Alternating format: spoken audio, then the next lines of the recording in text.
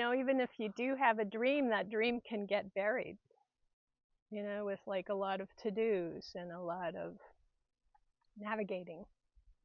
Life is complex in the world we live in, and there's a lot of mm, fun stuff too, distractions, things, different roads to go down.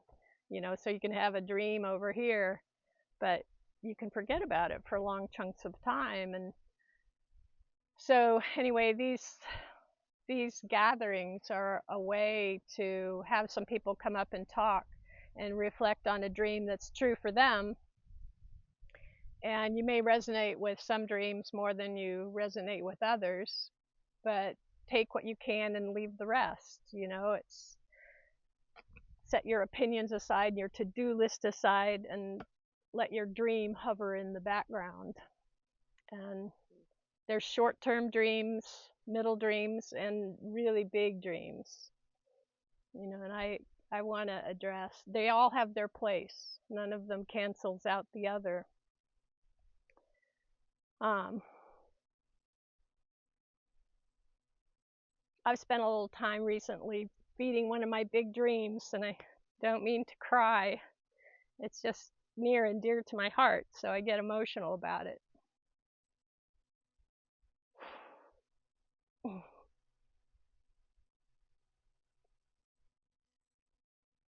And I think, I don't know if I'm right, that it's a dream at the core of every human.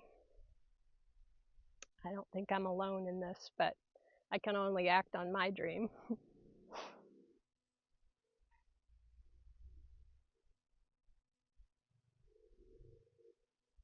So, uh,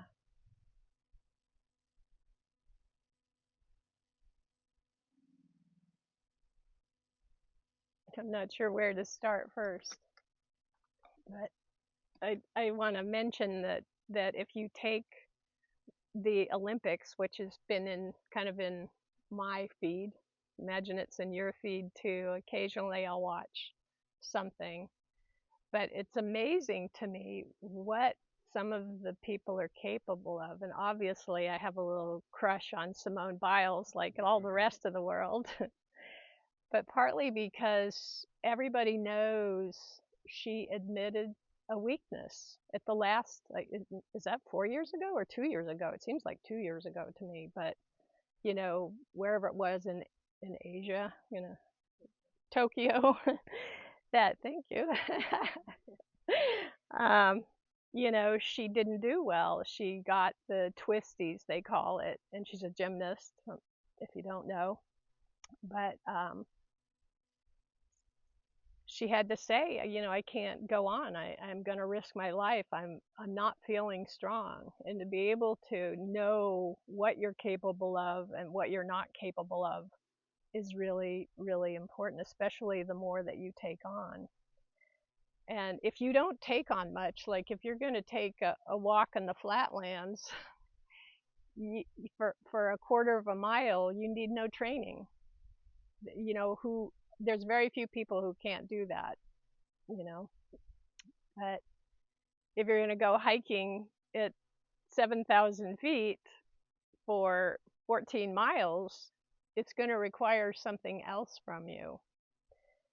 So depending on your ambition, it takes some training. So these Olympic athletes, it's like the training. I just try to imagine sometimes the training and the dedication and the prioritization. It's what they eat, when they sleep, how many hours a day do they put into that training. And it's inspired me because I feel like there's some dreams I've had, I've like toyed with.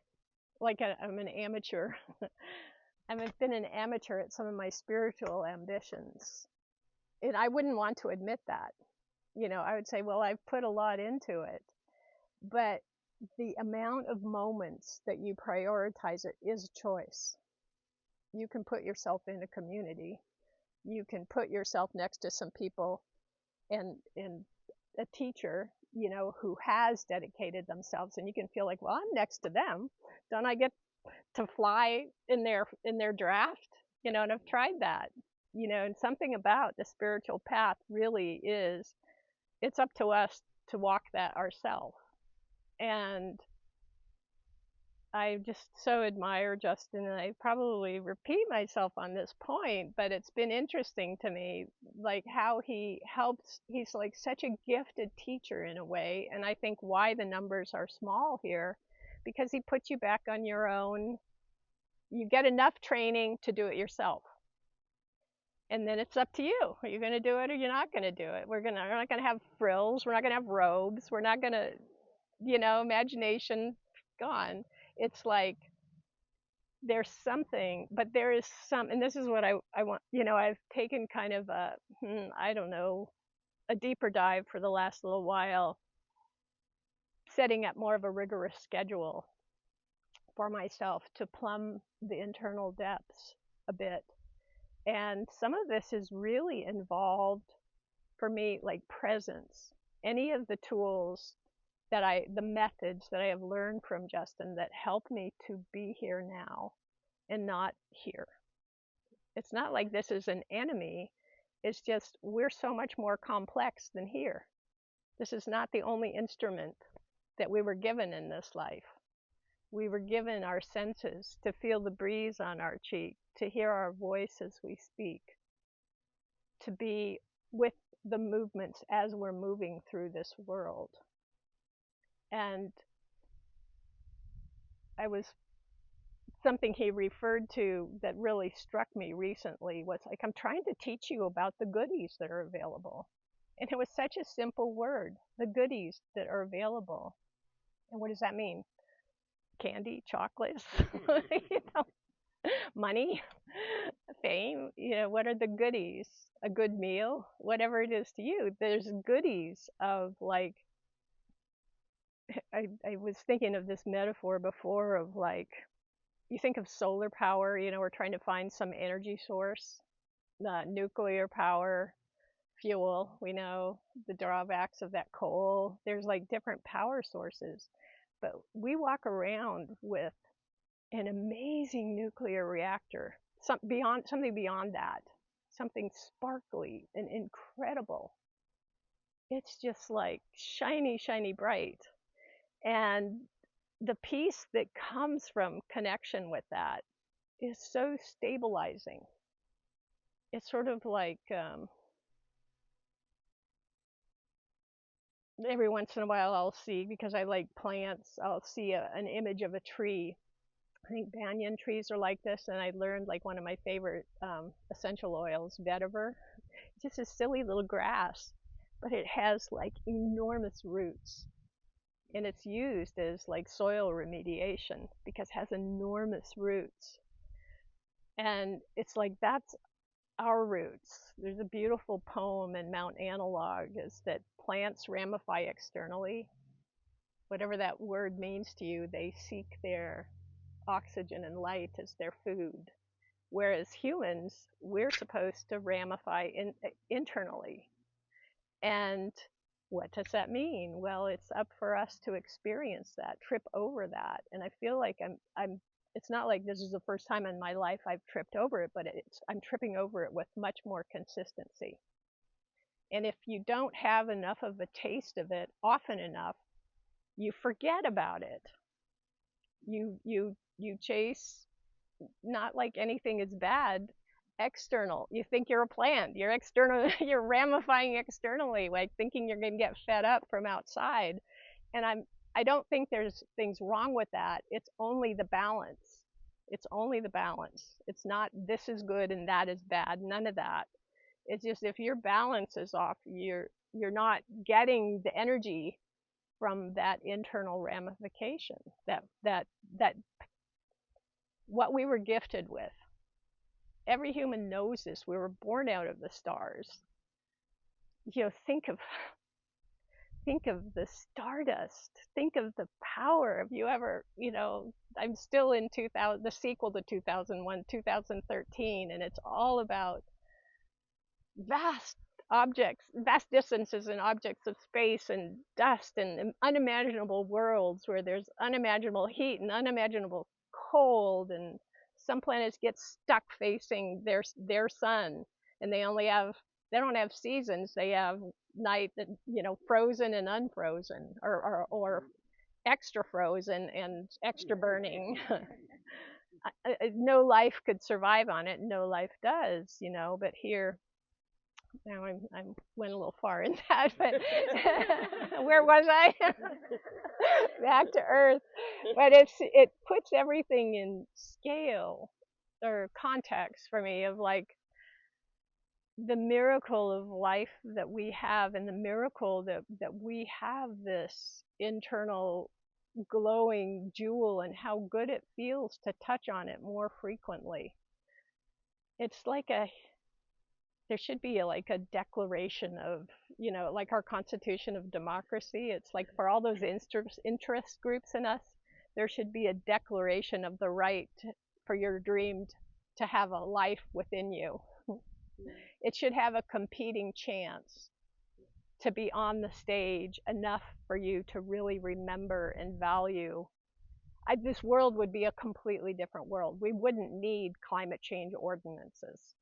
I'm not sure how that would work, but we would need less because we'd be getting filled up from inside, and it would change our behaviors towards each other and towards everything we consume. I can't stuff enough externally. We can't put enough in to feel okay because it's not our design purpose.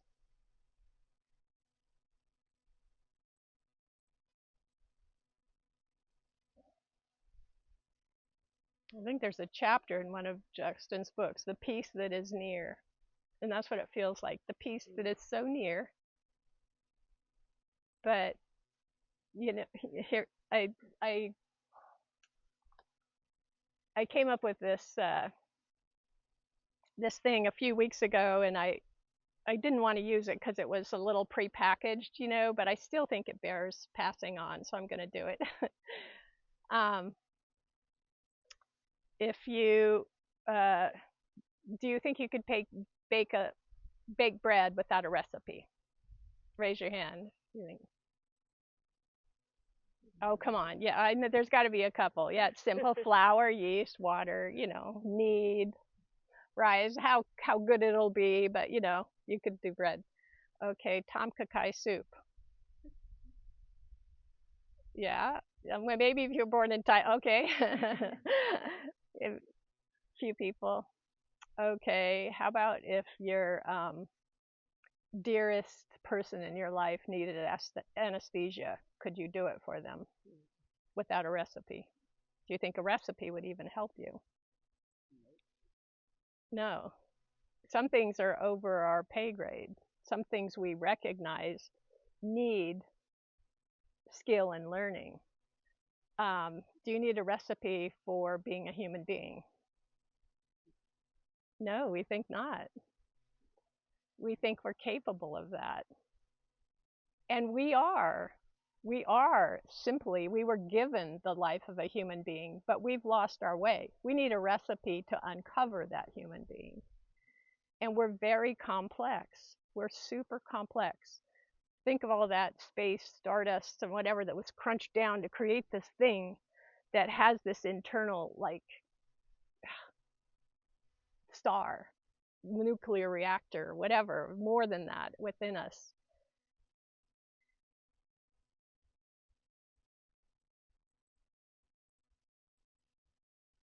We're complex, and we've created a very complex world.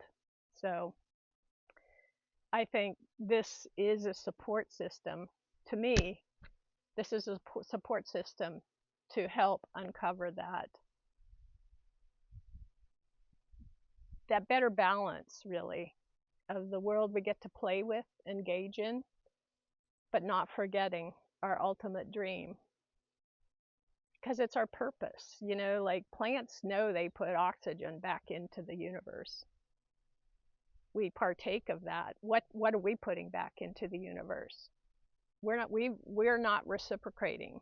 We've lost our reciprocal organism benefit to the rest of the world. And that's the other thing that I'm tripping over. It's so strange because I find myself like kind of going like, God, I need to take the discipline training and really like find out this experience, this dream of feeling that internal connection, feeding on that at least as much as I feed on the outside, if not more.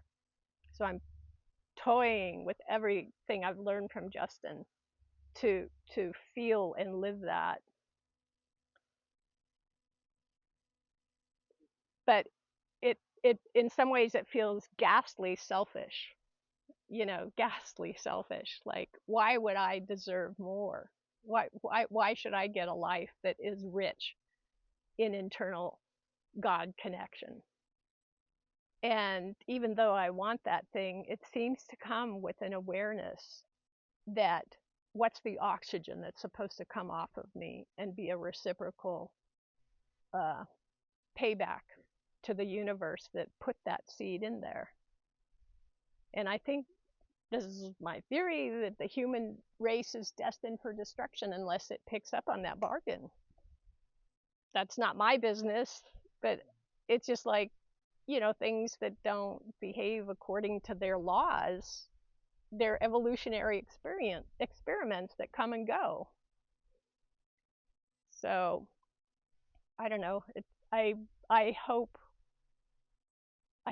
that nuclear, that energy source could be so potent that it could alter something. And whether I'll ever get to know if that's true or not, it feels really good to wish that. And so that's all I need. And I think it feels good and feels right because I think there's some truth to it. And it gets me to move. It gets me to do the push-ups. I'm not going for gold medal. I don't want to stand on a podium and like, yeah, I'm Simone Biles and I got 5 of these things on here, or 7 or how many, 10, whatever she's gotten. That's not the thing. In fact, it's so funny because my kind of feeling this morning was, oh, I shouldn't be talking. I'm recognizing my true size in the creation. I'm recognizing my true size in the creation, and it's very small. So why would I get up and speak about it? But we all need to hear it. We all need to feel it. We all need to experience it. So here you have it. But in our culture, it's like, you're supposed to, the more credentialed you are, the more external perfection, smoothness you create, then you can talk. We have it bass backwards.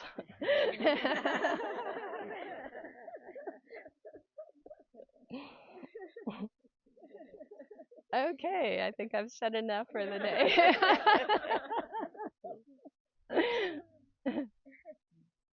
Let me give a pause and see if there's something I would wish I had said.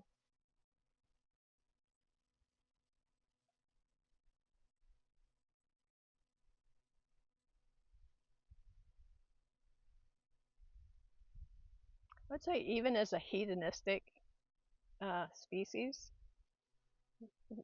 if we knew how good it felt, we'd put it higher on the list. It's funny.